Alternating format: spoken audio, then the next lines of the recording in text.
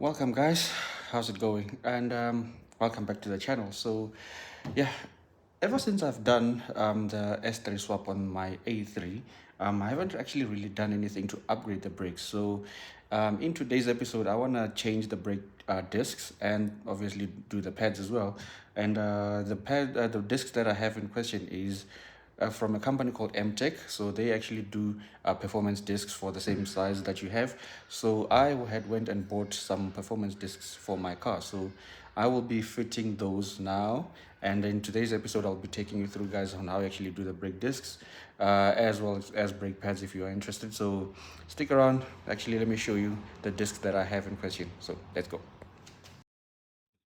So in this box here, I've got a set of front discs and rear discs. So these are the rear ones. These are the fronts and these are the rears. So just need to take these guys out and then do some unboxing. Oh, they're quite heavy. Oh. And then yeah, let's do some unboxing. Okay, so these are the discs. So these are drilled and grooved. So this is the one that I went for. So let me just grab my knife cutter so that we can unbox these things together. So just need to grab one of these knife cutters, cut these things open, remove these rear ones on the side, and then let's see how they look.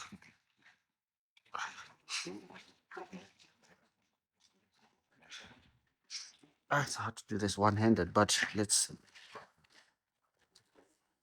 Okay, let's take this guy out.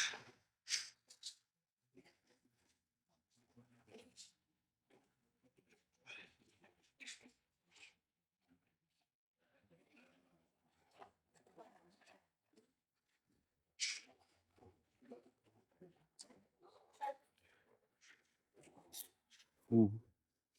And here we are. These look good.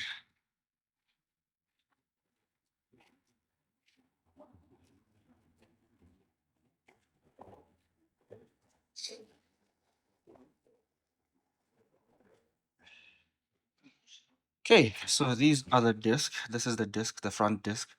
Uh, it's drilled and grooved. This looks nice. So quite nice and beautiful.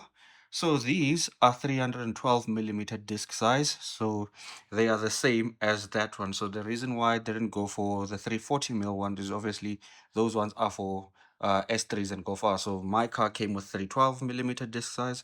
So I just thought I should just go with the same size because for me to upgrade to 340 mil, same as the S3s and Golf Rs, that means I would need to also replace the actual disc caliper as well with the carrier. So yeah, that will be maybe some other time in the future, but for now I will be rocking these and then I'll fit these back there. Oh, I love how they look. These look awesome. So this is the one that I'll go for. And then in terms of the brake pads as well, I just went in the meantime for Fabi Bilstein brake pads. This is temporarily. This is for only temporal because I couldn't find EBC for the same disc size, the EBC yellow stuff. I wanted to fit EBC yellow stuffs as well, but I couldn't find them locally for the 312 millimeter disc size. All the vendors that had them only had for 340 mils, and obviously for RS3s and high performance cars here in South Africa. So if you do have them somewhere, and yeah, please do hit me up in the DMs so that I can upgrade those. Otherwise, I'm gonna have to wait for a couple of days so that they can get them shipped over from the international market. So for now, I'll be rocking Fabi people stand pads temporarily. Don't come and shoot me down in the comments and about these. And then fit these discs in there. And then that means now I need to jack up the car, obviously, put it in jack stands, take out the wheel, brake caliper carrier, compress the piston using the brake wind back tool, which I do have here. So this is obviously for brake pads if you want to do a brake job. So this is the guy. Use that to unwind back the piston, and then once I'm done with that, yeah, pretty much remove the disc and then fit back the new one, and then we should be all good. So let me jack up the car and then let's get busy. Let's go.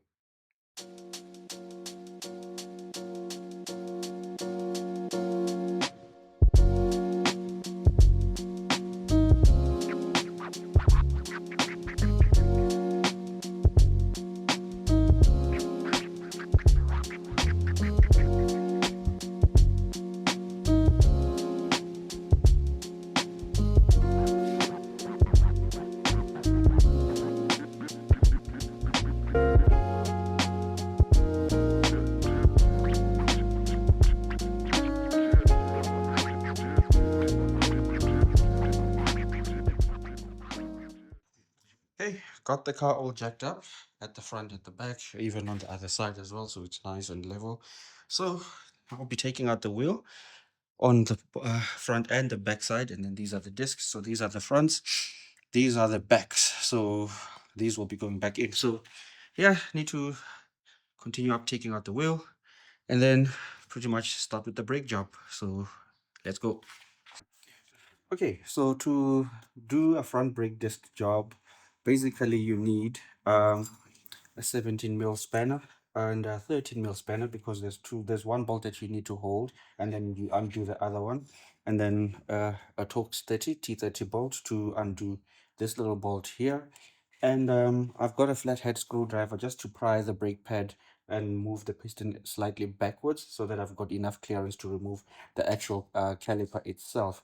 So once I'm done with that, I also need a 21 mil spanner to remove the caliper carrier at the back, which lives here, so that I can undo that, and then this whole piece comes off, and then I can finally take off the disc. So these are the tools that I need for me to carry on this front brake job, and then from there we'll move on to the back. And obviously I have an old um brake squeal thingy which you apply when you're changing your brake discs. So I just had one lying around, so I'm going to use this to apply on the hub itself, so that this sticks nicely in there. So yeah, let me undo the two bolts, and then we'll take it from there.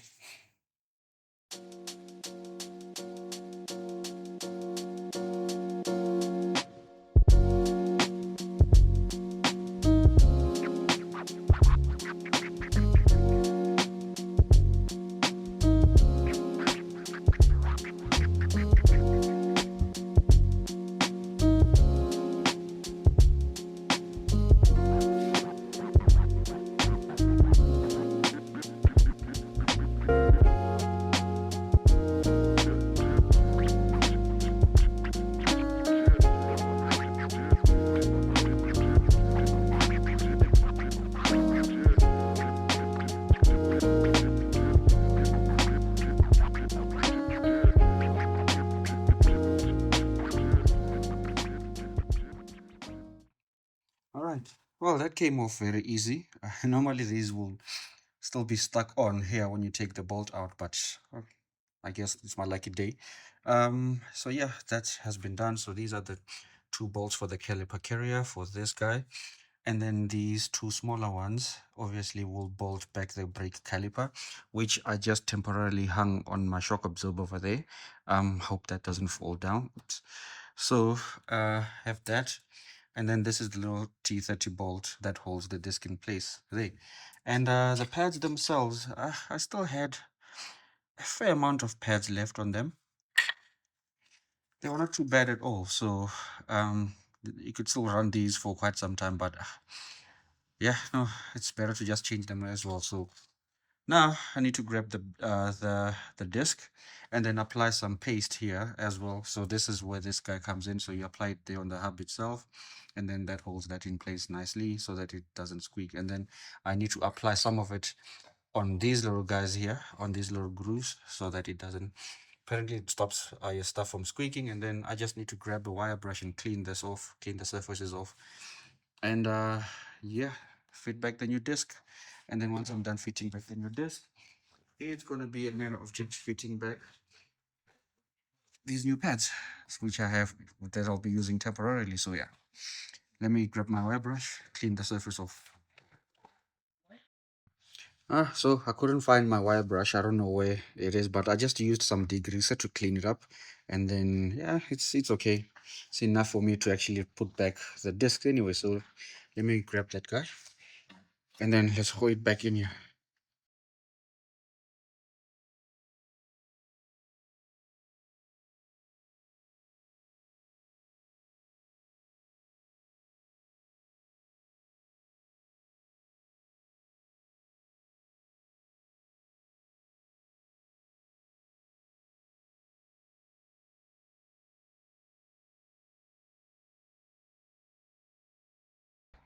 Okay, disc has been fitted back in. So these are the pads. So I've got four. So the ones that have the sensor obviously go to the driver's side, which is on the right side of the car. So these I'll be using them on the other side. Just set them aside for now. So these ones will fit back in here. So I just need to apply some paste and then pretty much just slide them in like so. In fact, let me see if I can get some paste and apply it right now. In fact, while we are here.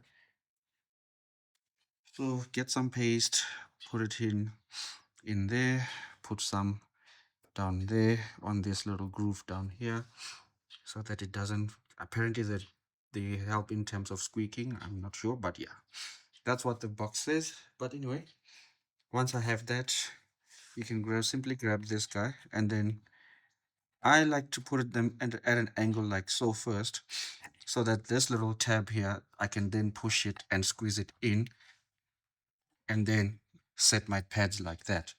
And then now it's nicely fitted and situated, and then now I need to take this one and do it on the other side as well. And then once we're done with that, then we need to wind back the piston inside this guy. You see it's still sticking all the way out, so that's where my brake tool will come in, and then I'll wind that all the way back, and then that should take care of that, and then it will be able to fit on this side as well. So let's pretty much go. Okay, so this is how it's actually set up. So that round piece obviously leans against the piston itself, and this piece that I have here obviously now has to sit back there, and then this counters it so that that doesn't move. And then when you twist this thing, when you wind it back, then that pushes the piston all the way back. So once you have it nicely situated, you just simply try and hold it so that it doesn't slip on you, and then simply just twist it all the way in. You can see that the piston is starting to move backwards as I twist it. So as I move it backwards, as I twist it, it's moving all the way back. And then that's how you do it until it goes all the way back there, and then you can pretty much fit back the caliper.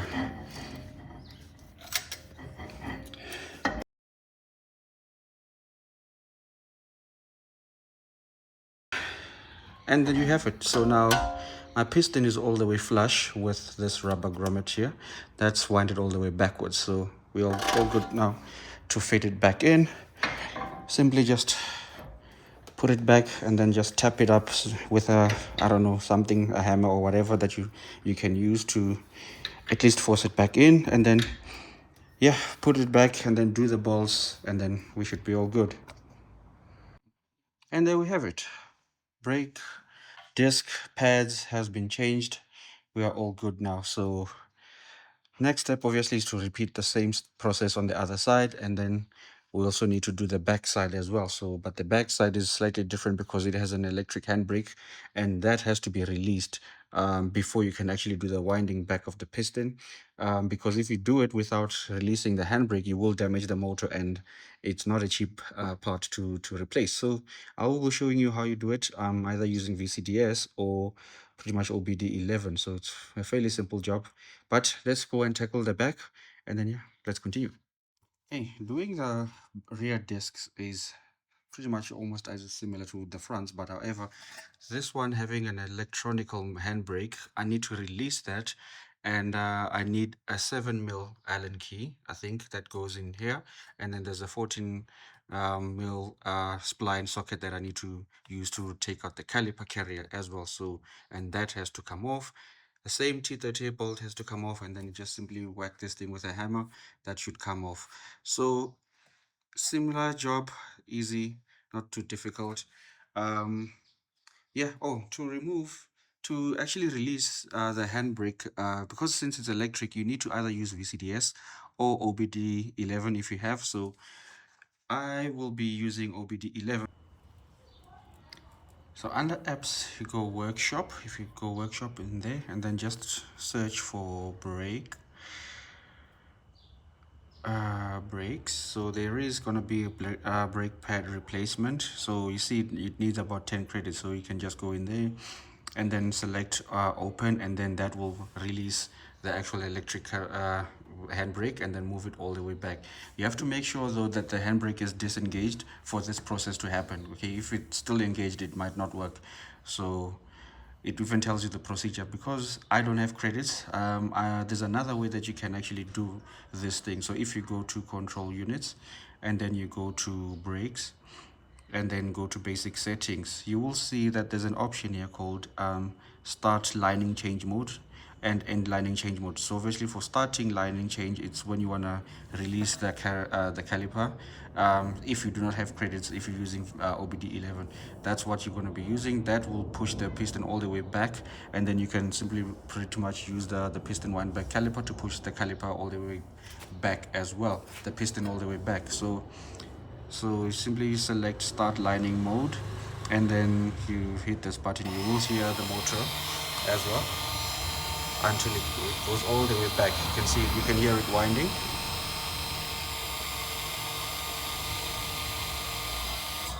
There we go. So that's done. It's here. It says the basic settings ended. Then now you can pretty much use your tools to remove the caliper, this clip over here as well. Remove the bolts, undo the spline, the 14mm spline at the back. Take everything out. Take that T30 bolt out. Take the disc out. Wind back the piston all the way back using the piston tool that I showed you in the front. And then once you have that, pretty much reversal of everything. So let's get busy. Okay, so battery died on me, so I just quickly had to recharge my devices. So now I just wanted to continue with you guys. And then these are the rear brake pads that I'll be fitting. So this one that has this little spring goes on the inside, okay, and then this one goes on the outside. So it's a matter of just putting this guy in. It's nice and flush. Take this one again, put it in there. That's it's nice and flush, and the caliper piston has been winded back all the way back. And then just simply take this, put it there. But for now, I just want to quickly put some paste in there so that at least obviously it doesn't squeak while I'm stopping. But yeah, once I'm done with that, fit back this guy in, put it back in, bolt it all back up again, and then put the retainer spring. And then it's a matter of just closing the lining stuff on OBD11, and then that should wind back the piston all the way in again to hold it, and then you can use your e-brake again. So this is the disc so far, looking good actually for the rears. And then yeah, let me quickly do that. And there we are, pads are fitted back in, disc is bolted, caliper carrier is bolted, spring is back again, everything has been bolted up and torqued up to specs. So that's how you actually pretty much do the rears. So it's just a matter of repeating on the other side as well, and then you're good to go. So yeah, easy peasy, not so difficult. So yeah, that's how you do it. How do they look, guys? So yep, this is how they look. Tell me in the comment section what you guys think about these new MTec brake discs. These are drilled and grooved obviously, so you can get them in different patterns as well. So there's some J-hook ones, there's some dimpled ones, so they have a variety of discs that you can choose from on their website. I'll leave the website link in the description. You guys can go and order them if you like. So this is how they look on the back. I've already showed you how they are on the front. So let me know in the comments, guys, what you guys think. If you would buy these, you know, obviously, and these obviously are the standard size disc, so they just, you know, drilled, grooved, and they perform better compared to the standard, which is a plain disc. So at least they've got better cooling capacity as well because of these drills over here. They allow at least for some heat dissipation, especially under heavy braking. So I'm sure they cool down better. So yeah, let me guys know in the comment section what you guys think about these. I think they look cool. I absolutely love them. Whew.